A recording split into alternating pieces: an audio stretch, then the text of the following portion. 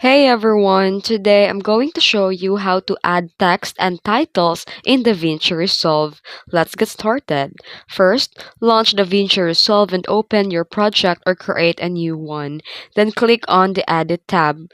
Then here, on the top left, click the Effects library.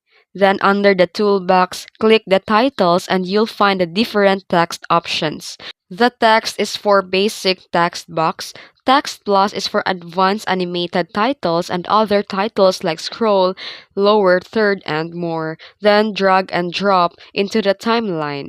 Then select the title clip into the timeline and then click on the inspector panel and type your text. And here you can adjust the font, size, color, and more. Then extend or trim duration if you want.